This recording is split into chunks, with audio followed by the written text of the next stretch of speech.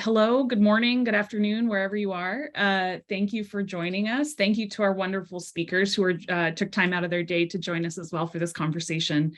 We are happy at Indicio to provide this free series of meetup events as part of our B Corp, our mission as a B Corp to help grow and continue the conversation around decentralized identity and self-sovereign identity topics. So this meetup is designed to have host a variety of conversations, from very technical conversations like I think we did last month, where we talked about JSON-LD credential types and anon-creds and things like that. And today, we're talking about some of the implementations of this technology in the government sector.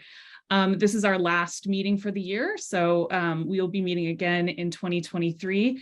The last Tuesday, I believe, is the January 31st. If you have a topic or a suggestion or a speaker that you'd like for us to reach out to, I'm happy to do that. So just feel free to reach out to me by email. I think all of my information is pretty public. This will be posted on YouTube, so I won't be too public about it, but you can probably find me. So with that, I will hand it over to Indicio's CEO, Heather Dahl, who will be helping kind of lead and moderate the discussion today, and she will introduce our panelists. So I'll leave it to you, Heather. Thanks, Helen. I am excited to be wrapping up this is our third year of hosting Indicio meetups.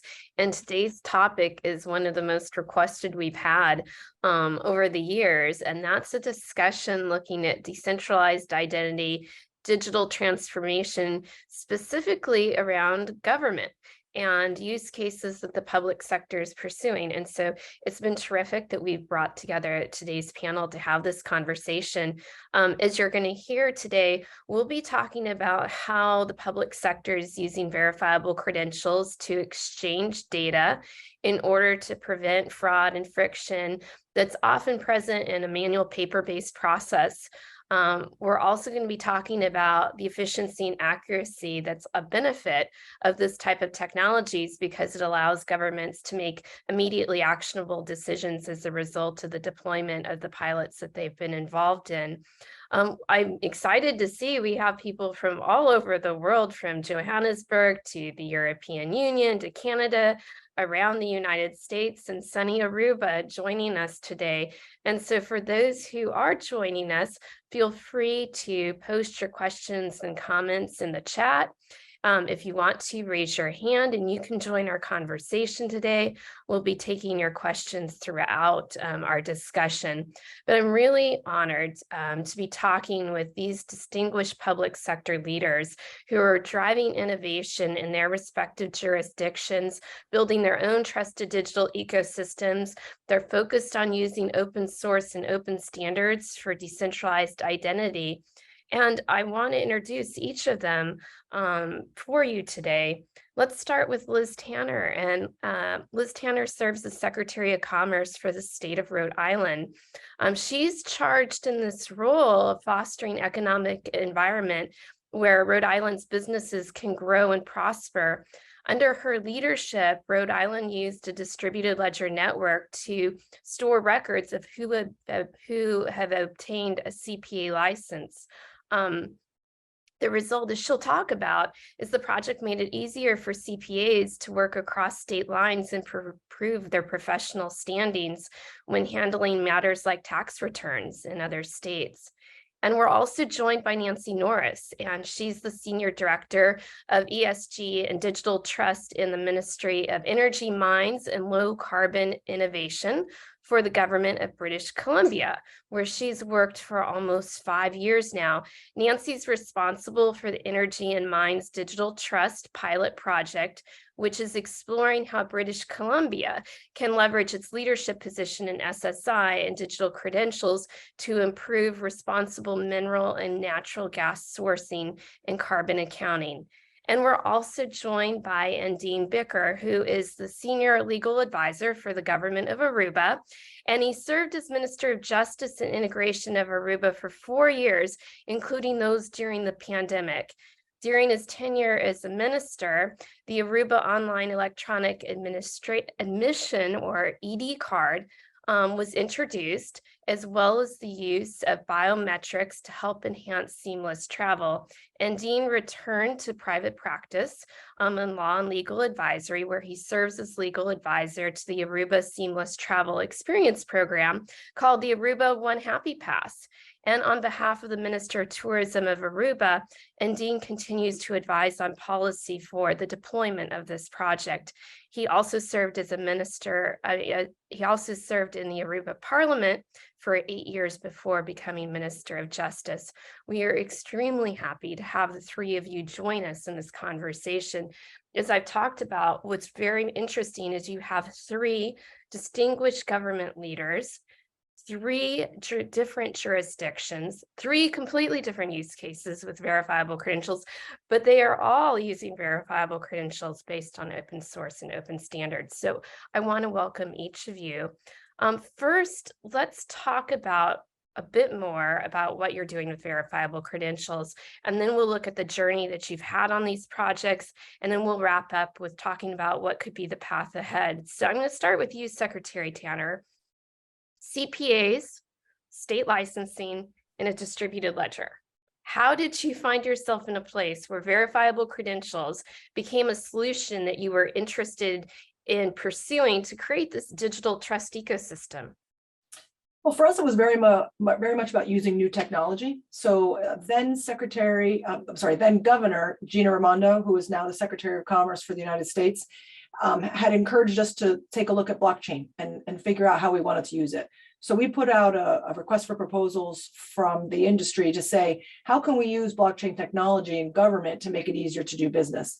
And there was a wide variety of answers all over the board, but we ultimately decided on doing the credentials because we felt that it was a safe, secure place to introduce the technology in government and try to see if we could make it work. So for us, it was also about streamlining the process of receiving and holding that credential so that you can then use it. So one of the reasons that we chose a CPA license was in particular because then you do very often need to prove that you are a CPA in order to file tax returns in other locations. So it worked out as a good fit for us, and it was a very soft, easy place for us to start. Mr. Bikker, picking up on that, there are two themes that Secretary Tanner talked about that I think also applies for what you were trying to do. Creating a seamless, frictionless experience, and also proving something about a human. Your involvement in verifiable credentials is the result of a different situation, and that was a pandemic and seamless travel. Talk to us a bit more about the challenge that you're trying to work on solving and how this very stressful situation actually ended up opening the door to innovation. Sure. Thank you, Heather. Let me just clarify. I'm no longer as a tenure, so I'm no longer a minister. So just to avoid any confusion. Being greatly dependent on tourism, Aruba had already made several advancements on the field of technology to promote a seamless travel experience. So the tourist could be faster at his hotel to enjoy the beach and all the other attractions and amenities that our island has to offer. An automated system called the Happy Flow was developed together with KLM and other partners to allow for the use of biometrics and verifiable credentials, as well as the use of e-gates. In 2018, we updated our legislation for the use of biometrics, and we were planning to do a pilot based on verifiable credentials in 2020 with a very well-known US airline. Then the pandemic hit in the first quarter of 2020, and the pandemic actually accelerated the process of us using technology for seamless travel experience. We introduced the ED card in close cooperation with several technology partners such as CETA and as Indicio, based on making use of VCs, and have been refining the ED card and use of the VCs ever since. So basically, in a weird way, the pandemic accelerated a lot of ongoing efforts. And then Nancy, you are in a different situation, once again, verifiable credentials, but rather than focused on that human data, like CPA licensing or a traveler for seamless experience onto the island of Aruba, you're looking at it from a different approach with the Energy and Minds Digital Trust. Can you talk to us more about your work? Sure, yeah, so British Columbia, our economy is in there's a range of different ways in which the economy functions, but one of them is extractive natural resources for export. So that's a key part of our economy. We're also a jurisdiction that has very strong commitment to climate legislation and to meeting climate goals. And so we, when we're using verified credentials, which is another component actually of BC Gov, we just have a group in our Citizen Services Ministry that is very fascinated and in this innovative technology contributes to open source code to the open source community and has been piloting it for the use of individual technology. My ministry decided that we wanted to pilot the same kind of information sharing using verified credentials and DLT, but doing it for sustainability data for mining and natural gas operators in the province.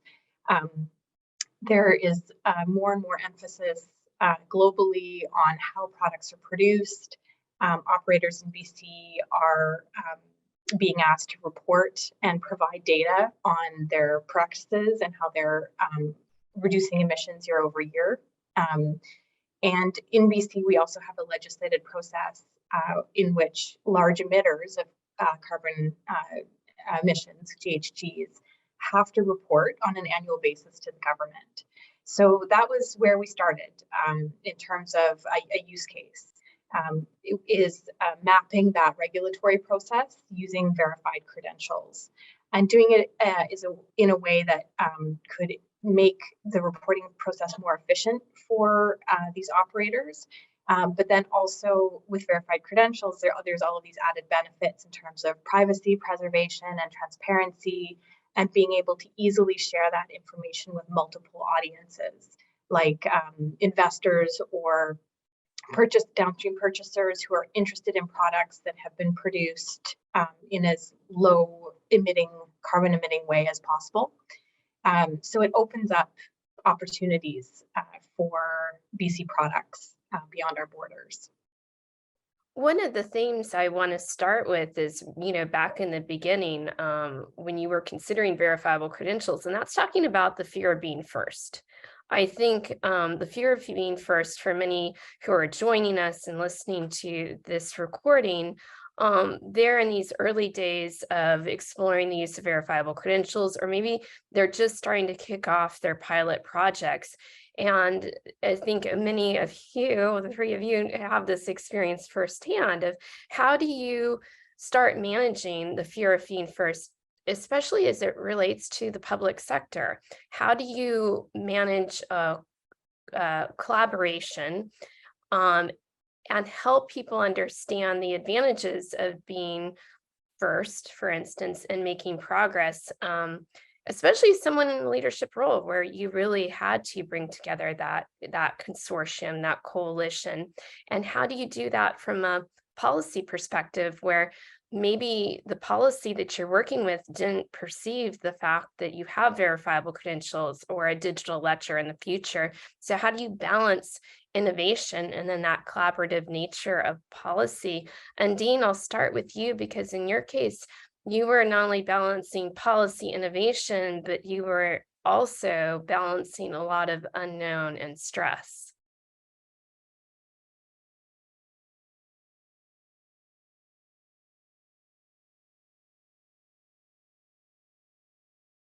I think, Andin, we might have lost you on mute. Sorry about that. No problem. Heather, well, as I stated earlier, we were already combining innovation to promote the seamless travel experience. And although the pandemic period was a very stressful and unprecedented period, it made us possible for us, for the government, to build support not only from the technology perspective, but also in a policy perspective. I think that everybody realized all of a sudden that we had to focus to build resilience and be able to make accelerated recovery in the new global circumstances. So somehow it made everybody focused to build resilience. And I think that is very important in, in a pandemic period, and knowing that you have to anticipate, that you have to slowly get out of the pandemic, and especially for an island that is greatly dependent on tourism. And so for you, it's really finding that common ground of resilience as a result of the situation. For those who are trying to understand the fear of being first in the policy, especially because I know you are a very prolific policy writer, how do you help people understand that the written word can support innovation? Well, basically, from a perspective that, as a lawyer, I was always concentrating on technology, innovation, ICT, etc. And I've been able to develop then basically the talent of translating that into chunks that would be understandable for people that not necessarily are, following technology. So I think that helped a lot. But I think mostly, as I said earlier, the most important thing was that all of a sudden everybody realized due to the pandemic that we had to reinvent ourselves, and that technology would help us greatly in that aspect. Secretary Tanner, I know you are also an attorney, and having that opportunity for people to see this could be a chance to reinvent a system that may not be performing at its best. How did you handle the fear of being first with technical innovation, especially across government agencies? Well, I'll say we're in a bit of a flux for that right now. So the intention was to have a committee approach and have lots of people involved when we started our pilot, but our pilot started right at the very beginning of COVID. And so we did it just to get it done. And that was probably the only thing that I worked on besides the pandemic for a period of time. And so we didn't have the ability to get everyone involved. So does that make the project successful or not?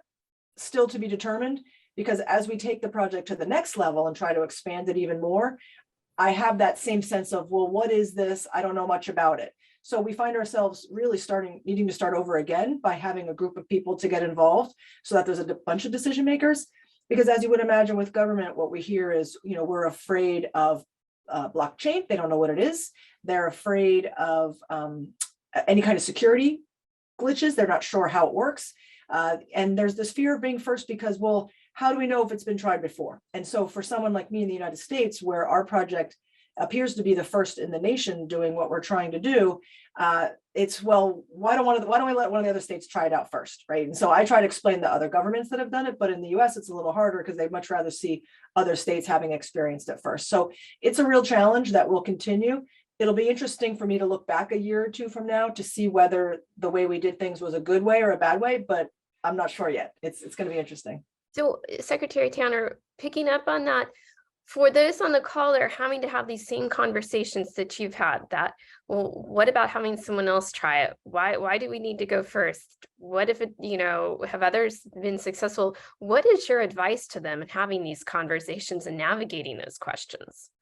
I mean, for us, it was starting small. I mean, the credentialing of CPA licenses is something that was already electronic. We could hand them a piece of paper if we needed to.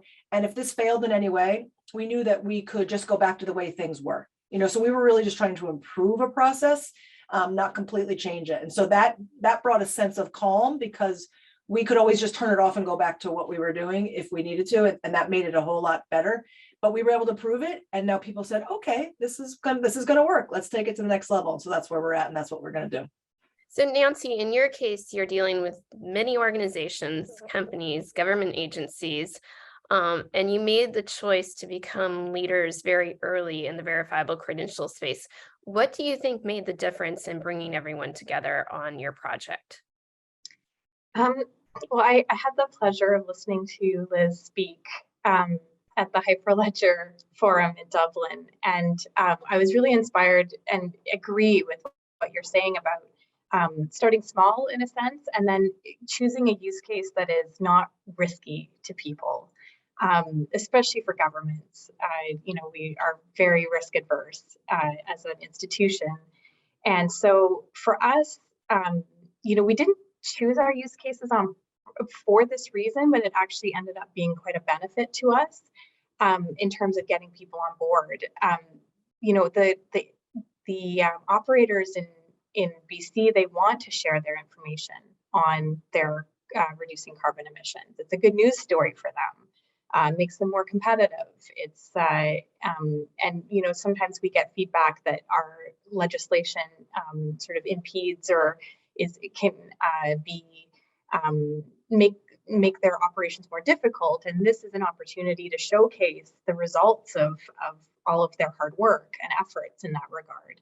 So I think, in a sense, like using or trying to focus on a use case where it's information that people want to share. And I think that maybe makes my job a bit easier than the folks who are focusing on personal information, where it's more sensitive and there's more privacy concerns.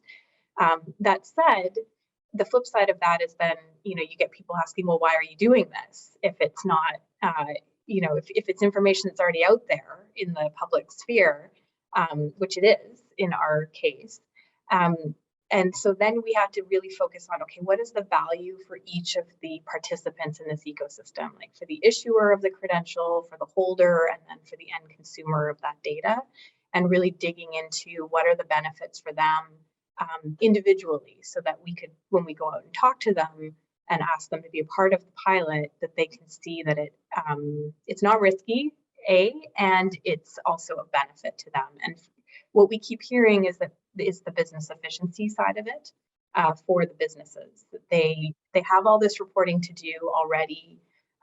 They want and see that more is going to be needed, that they're only going to have to become more transparent with their sustainability practices. And so if there's a technology that exists that the government's already using, that they can also become interoperable with and share information using, that can only assist them with making their processes more efficient. For those who have joined us, you can join the conversation here. Just feel free to raise your hand, or you can post in the chat, and we'll bring your thoughts into the conversation as well. I want to circle back to you, Nancy, and talk about the word blockchain. Secretary Tanner brought this up, and the word in the very beginning instills a number of reactions, everything from that fear to eye rolling of maybe it's overhyped, to others who are like, oh, that's way cool, let's do that. So all of those reactions, I think in the end, actually miss how valuable a distributed ledger is as an enabler to the value that you can obtain in these systems. How did you contend with the reaction of blockchain in those early days? I'm going to start with you, Nancy.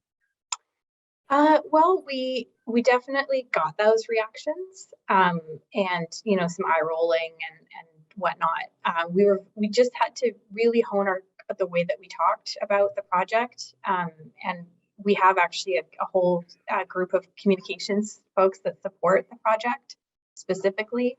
To sort of do education and help people understand that blockchain, blockchain is one way of using a distributed ledger, but there are many others.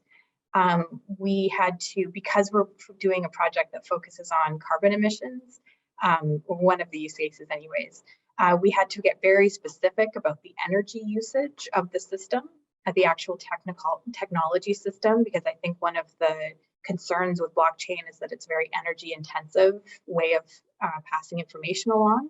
So we had to really dig in and figure out exactly how much, what the difference was between what we were using and what, a cryptocurrency, system might use in terms of energy.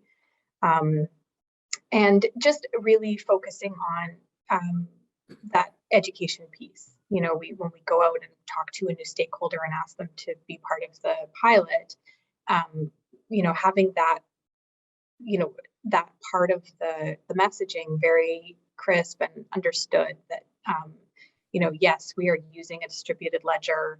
Blockchain is a type of distributed ledger, but there are multiple different uses. Also, being able to point to other governments that are doing it is always a great thing. So it was, we are early adopters, but there are more of us popping up. The UN is starting to use verified credentials for their, a pension system. There's discussions at the World Bank around using blockchain for carbon accounting and carbon markets. So being able to point to those other examples too definitely helps. Secretary Tanner, how were you able to move conversations beyond the initial reaction to blockchain so your stakeholders could see the larger value? I mean, I rarely use the word blockchain anymore, and that's sad, but it's the reality that when I do, very often, because it's a good thing that people are knowing more about it, but at least what I'm finding is they immediately think of the guy who lost his password and lost all his cryptocurrency, right? So it lost $1 million. So that's what I hear all the time. So I don't use the word very much anymore. For those who are in the know, then I'll explain it as, you know, some sort of distributed ledger, you know, but for me, it's very much the funding piece of it. So we completed our pilot and I was able to then receive $2.5 million. We're putting out a new RFP to take it to the next level, but I'm also looking for the further down the line. So I'm now requesting additional millions of dollars to be able to continue to grow this in the state. And what I'm hitting up against is, well, I don't even know what it is, right? And so when you think about your typical legislator, they tend to be older, they tend to not be into new technology, and legislators tend to come in with things that they really care about. So whether that's housing or climate change, whatever it might be. And so when they're thrown this in front of them, you know, they're relying on just a few people who are calling the shots, who do know something. And that might be one or two people in a legislative body who are saying, I don't know what it is, I don't like it, I don't want to try it. You know, so it's very much about trying to find the right people and explaining it to them. And to Nancy's point, being able to say, here are the success cases elsewhere is extremely important. But the crypto situation, particularly of late, is not helpful for the projects that I'm trying to do. Absolutely. And Andin, what has been your experience when you're working with stakeholders in the policy realm and use the word blockchain? Really, you know, I know that you were charged with addressing and writing some policies. How did you work through this reaction of blockchain and then put it together into policy that allowed your pilot to move forward? Well, actually, having the expertise of writing proposed bills of law, one of the qualities is that you have to translate what is technically very confusing for people that are not knowledgeable of the technology into writing legislation that is understandable. So it's basically one of the prerequisites that helps. Second of all is that blockchain is mostly associated with Bitcoins, etc. But there are other applications to it. So, you know, smart agreements, etc. So basically, in explaining people as to the practical applications thereof, it brings the message back to home, and then they understand better the applications of blockchain. So not necessarily all the time when you people associate blockchain to digital currency, but not necessarily is the only application. It has several other applications. Dan is asking about open source and open standards, and that they don't necessarily get a pilot to interoperability. And he's wondering if you can talk about the extent that you achieve interoperability, either in your pilots or as you look ahead, and how you do that. And Dean, do you want to start the conversation about the role of open source and interoperability? Sure. Basically, the good thing about open source is it's cost effective and it promotes innovation. But most of all, when you're in a process of e-government, for instance, then, you know, if you have already existing systems that are not open source, proprietary software, then it makes it a bit more of a challenge. If you have open source and you're building upon open source e-government, you have more resilience and you have more continuity. And basically, that's one of the key essentials in my experience for the use of open source. Secretary Tanner, open source and open standards, what role have they played in your vision as you look ahead? And in those early days when you made the choice to move forward with the CPA licensing pilot? So our CPA licensing pilot is actually turned off, right? And so because the funding ran out, we proved that it worked, but it's turned off. So it's not open source necessarily right now, but our intention is to continue to do so. So for this next RFP that we'll be putting out, and I'll make sure that Heather and folks have access to it, or you can like me on LinkedIn, and I'll be posting it on there as well. The intention is to have it be open source. But I'll talk about the interoperability in a governmental agency of, it's our goal to connect all of these agencies. It's going to be extremely challenging, and that's where we're looking for other government successes to understand how they've been able to do it so that we can try to do something similar. And Nancy, your thoughts as you've been moving forward with your project around the role of interoperability and open standards? I think that, for what we're trying to achieve, interoperability and open source are absolutely critical on a number of different levels. I think as a government, we see this work as being part of building a digital public infrastructure that's not proprietary, that as many operators as possible, and anyone really who wants to be part of it and wants to share the data in this way has the easiest opportunity and the most opportunity to be able to participate. For us, the ecosystem doesn't have value unless it's scaled, and scaled really beyond the BC borders. This is a way that we can enable trade, create trust between BC operators and voluntary carbon accounting platforms. So the idea of doing it with open source just makes sense for us in terms of being open and transparent in what we're building and how we're building it, and what sort of governance we are creating around our use cases. The other thing that has been an added benefit is that it's allowed us to connect with other governments and have other governments feedback into the code that we've contributed. And that has been a real a way of advocating for the project to continue, because if other governments are also seeing value in what we're contributing into the open source community, then and using that and then also contributing back, it just makes it that much more, it makes it an easier sell, really, within our government, and then for others to join the ecosystem. I think what's interesting in all three of the work that you've done, it all involves Hyperledger code bases, for instance, Hyperledger, Aries, Indy, and Ursa. And with that comes a larger community around you. I know Secretary Tanner, you spoke at the Hyperledger Global Forum. Nancy, you were also there presenting. And then Andin is also, the government of Aruba is presented to open source communities. All three of you are working on different projects, but in your mind, how important is the larger community developing to verifiable credentials for the success of your particular use case and the progress that you can make going forward? Secretary Tanner? I'm not sure if this is the right answer, but what I'm thinking of is, so, my job is economic development. And so in addition to wanting to complete these projects, I also think about bringing blockchain type businesses to come to Rhode Island to explore, right? So as the first in the nation who would be doing this kind of project, I'm interested in having businesses come. So we very much advertise our regulatory sandbox. So the ability for a business to come to our state, to be able to have the flexibility to not have to get certain licenses or go through certain processes while they try something out, right? So think about Uber the first time it came.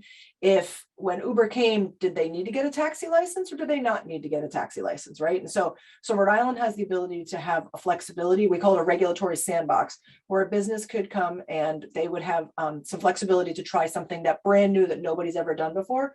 And then we're going to figure out what the consumer protection laws are that surround it and then determine where to go. But that's more of probably an economic development answer than otherwise. But the regulatory sandbox has been very helpful for us. And that mindset of flexibility to try something new has been helpful as well. And Dean, I think there's a lot of what Secretary Tanner said that applies also to Aruba, in the sense of you started with a verifiable credential for an ED card, but how does that spur a larger community around the verifiable credential? Well, as you know, I cannot speak on behalf of the government of Aruba because I'm no longer in office. But what I know is that, you know, Aruba promotes the use of technology, and in that sense, we're very innovative on that field. In the Caribbean, I think we're one of the first that introduced the ED card and the use of verifiable credentials. And you know, Heather, being as partner with Indicio and CETA, that we're continuing with several pilots that we're gonna be having in the next couple of weeks to months on that field, and promoting seamless travel to make the experience to travel to Aruba even more seamless. I know, Nancy, when we talked to prepare for today's conversation, you discussed the value add that after when you start using verifiable credentials, other stakeholders can see other benefits. Can you talk to us a bit about that experience?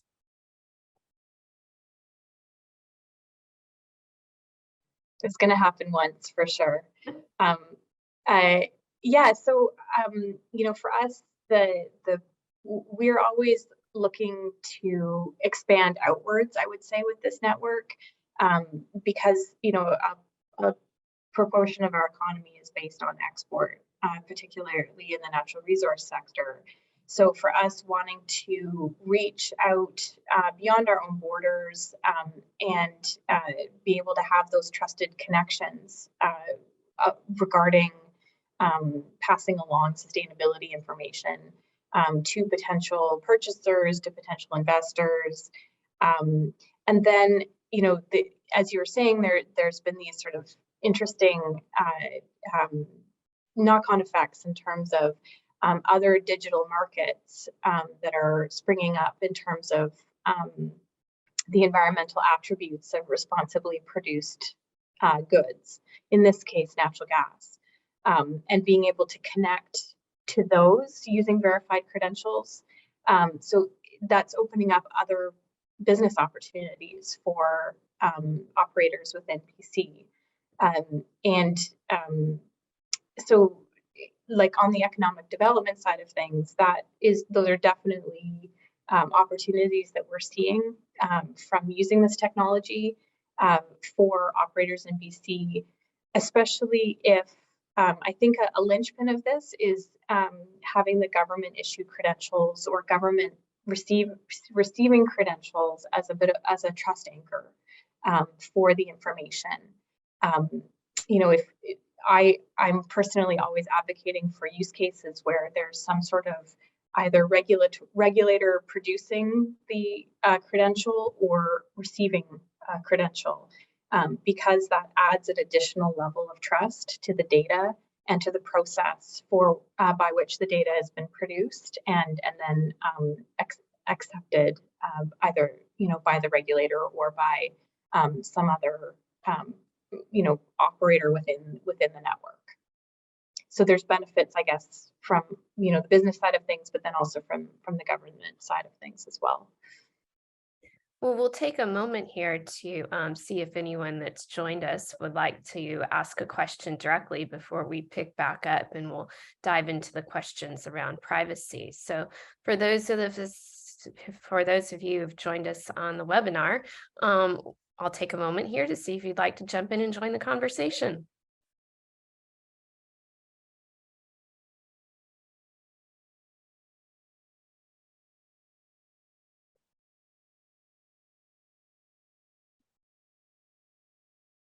Well, yes. Oh, I was just going to say this.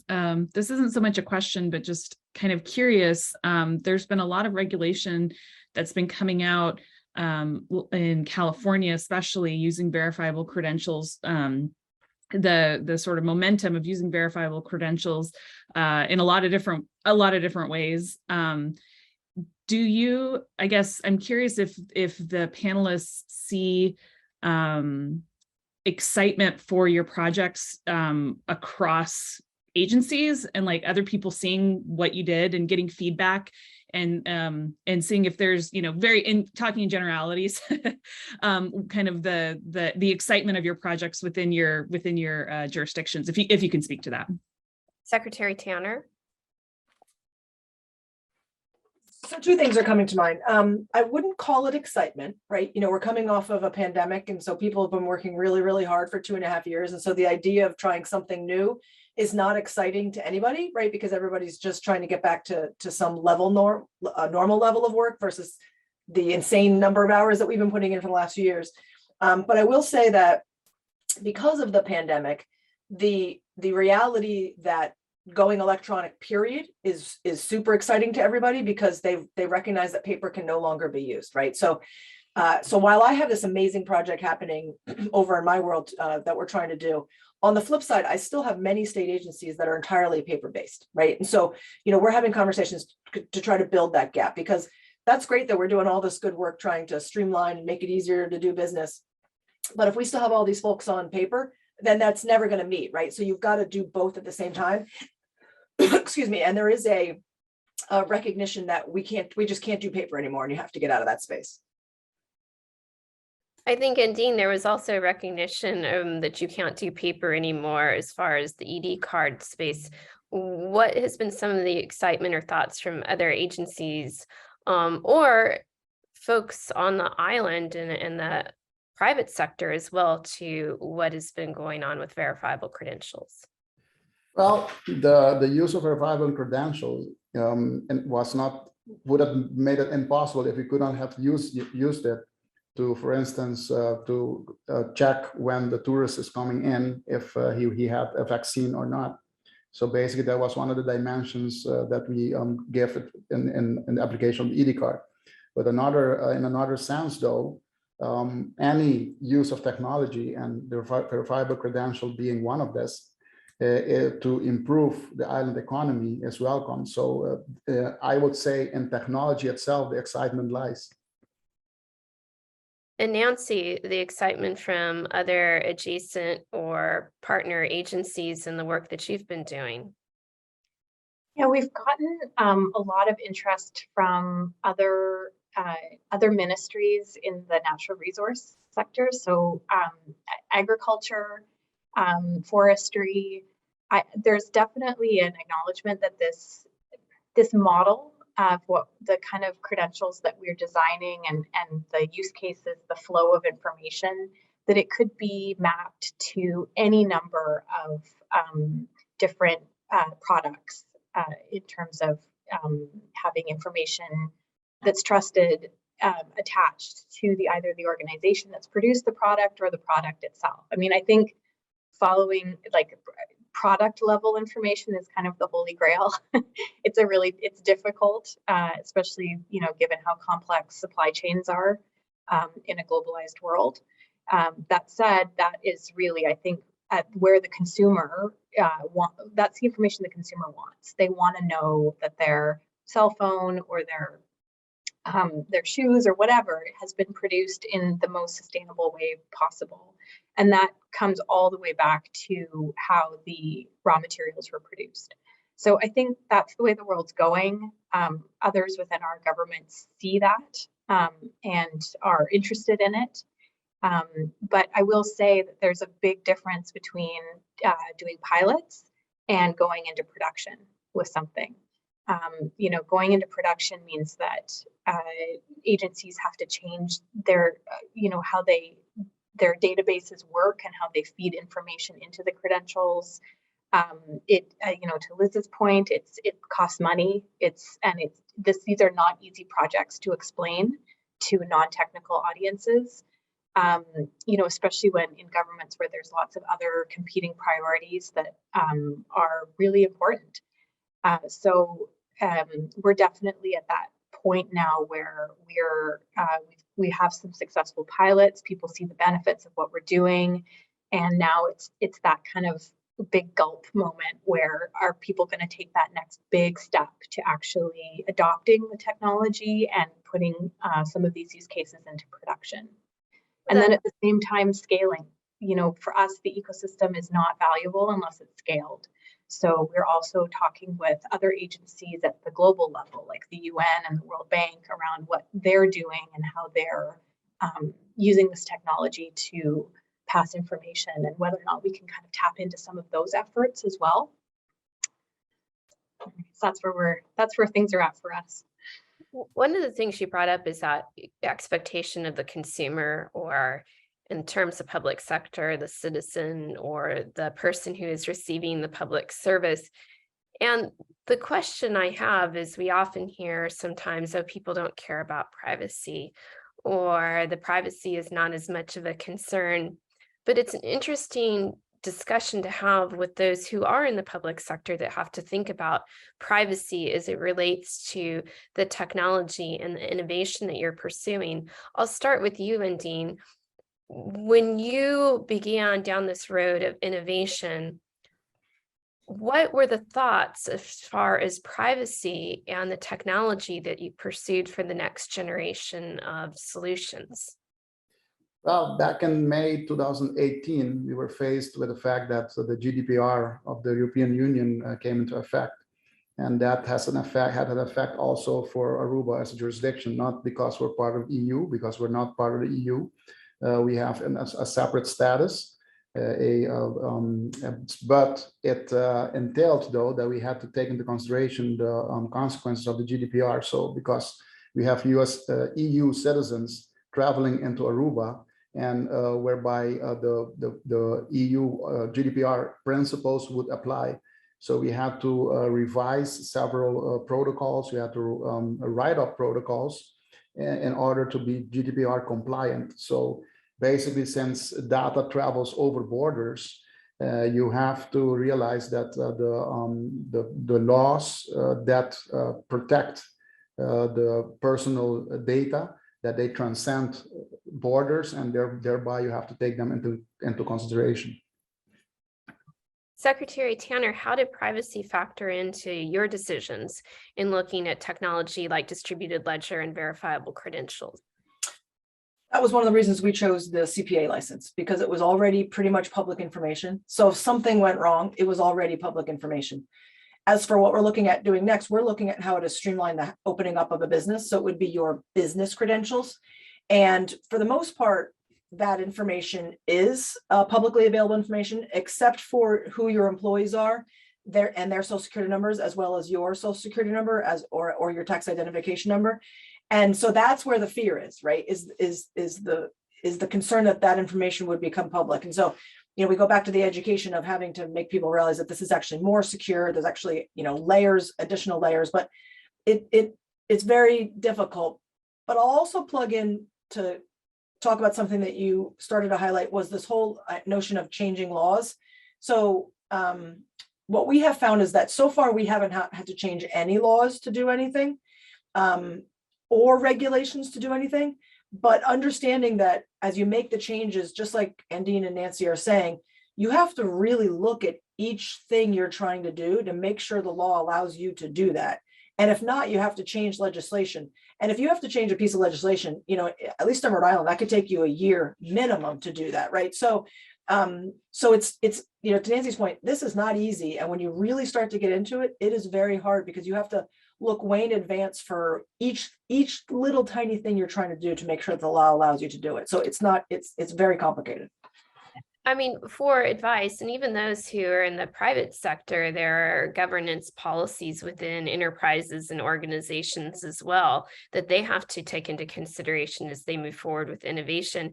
What is your advice, Secretary Tanner, for those who do have to start looking at existing policies in order to move forward?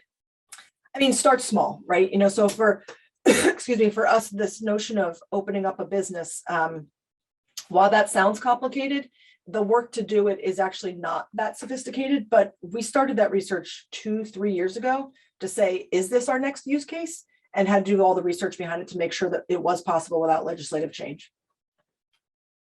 Nancy, when it comes to legislative change in existing policy, how did you navigate this world?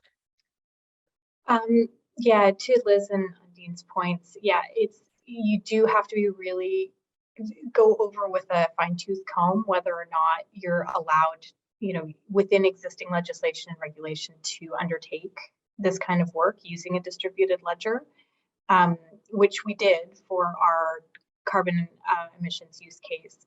And in fact, we actually decided to map an existing legislated process using the credentials, verified credentials. And we did it on purpose because the governance of these things is a really important component of the use case. And being able to map an existing process, the legislative process, meant that all of our governance, or our majority of our governance of this use case, we could point to the legislation, we could point to the regulation. The auditor, who is the issuer of the credential in our use case, is an accredited auditor under the existing regulations. All of the information that's contained within the credential is mandatory reported information to the government. So it's really the application of the technology to an existing information flow. And then, that allows for some transformation and some positive change as a result. But using that existing process, regulated process as a basis was very simplified things for us. I want to go to Colton, who would like to share a thought with us. So a little bit of a disclaimer. I do work for Indicio. I understand a lot of the technology that goes behind what we're doing here. And when I first joined the company and heard sort of the people who were working with the technology, the different governments, from my perspective, governments have always been slow to innovate, slow to adopt change. And like you guys were mentioning, if you have to change legislative stuff, that would take a year at minimum. And so the public viewpoint is, government moves slow. And to hear that various governments around the world are adopting this new technology before it's been already integrated into the industry where Google, Facebook are using it, etc., is really inspiring to me, because it says to me that, hey, this is going to be the next big thing if governments are already on the ball. And so for that, I would like to thank you for all of your work and getting this stuff moving forward within governments.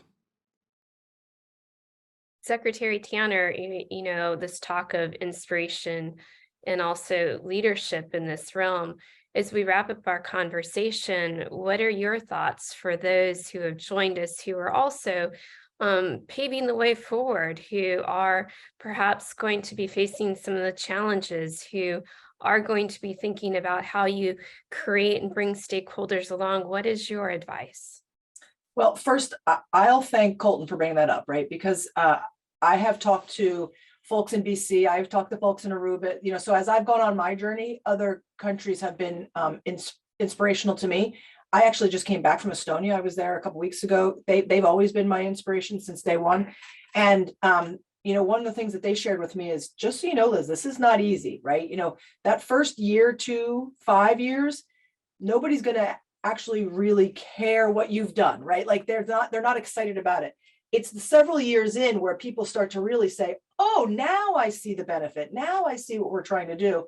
And so whether that's the government employee, whether that's the government legislator, whether that's just the user or the business, it takes quite a few years of, to a certain extent, not seeing success and constantly being told, is this really worth it? Are we really going to fund it, in order for it to be successful? And so, I'd say we're just starting that journey, but I'm grateful for the governments that I have worked with that have shared that with me.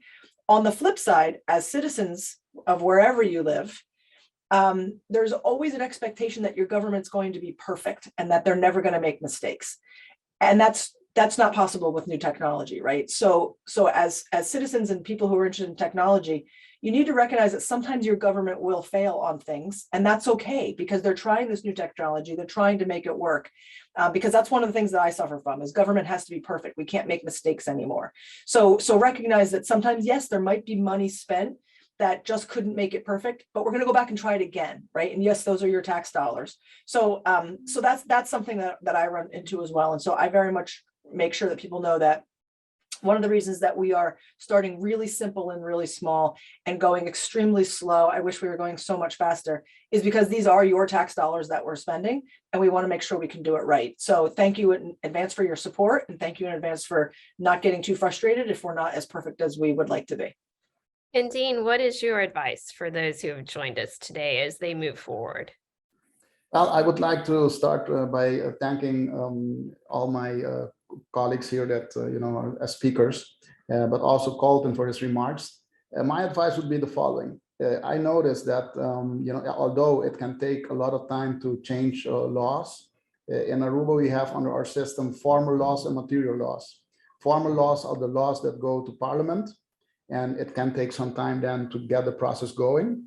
But you also have material laws, and material laws are basically decrees that are basically to execute a formal law.